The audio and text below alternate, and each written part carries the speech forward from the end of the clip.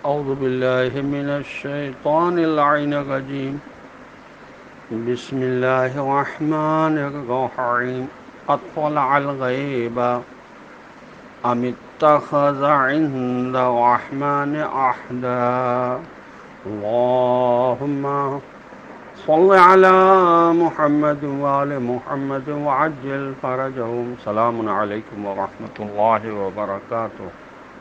اللہ تبارک و تعالیٰ کا شکر ہے کہ میں نے سورہ مبارکہ مریم جو قرآن مجید کا 19 نمبر کا سورہ ہے اس کی آیت نمبر 78 کی تلاوت کا شرف حاصل کیا، جس کا ترجمہ یہ ہے کیا اس نے غیب کی اطلاع حاصل کی ہے یا خدا رحمان سے کوئی عہد لے رکھا ہے۔ یہ روایت کہ خباب بن ارد کہتے ہیں میں مالدار تھا اور عاص بن وائل کے ذمے میرا قرض تھا، اس سے مطالبہ کیا تو اس نے کہا جب تک تو محمد صلی اللہ علیہ وسلم پر کفر نہ کرے گا تیرا قرض ادا نہیں کروں گا۔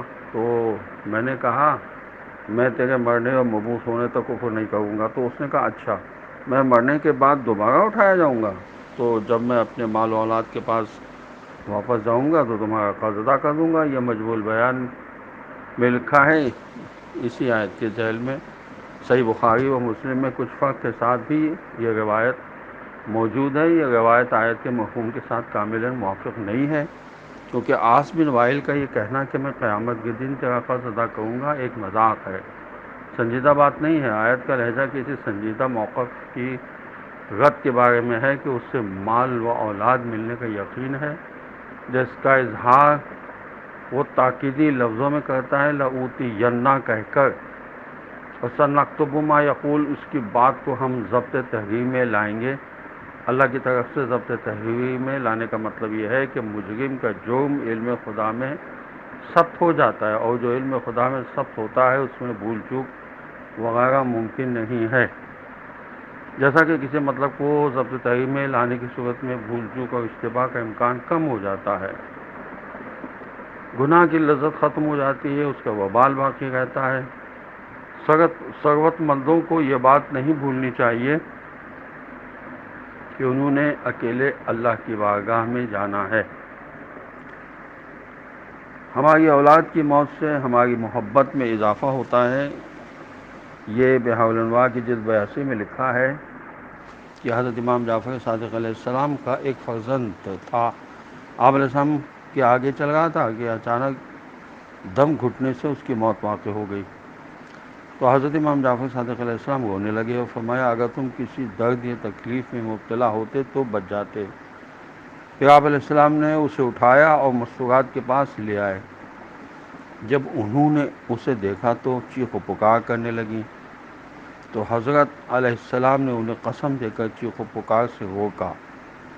جب اسے دفن کرنے کے لیے باہر لائے تو فرمایا پاک ہے وہ خدا جو ہماری اولاد کو موت دیتا ہے لیکن اس کے ساتھ ہماری محبت میں اضافہ ہی ہوتا ہے۔ جب آپ علیہ السلام اسے دفن کر چکے تو فرمایا بیٹے خدا تمہاری قبر کو کشادہ کرے اور تمہیں تمہارے پیغمبر کے ساتھ ملا دے۔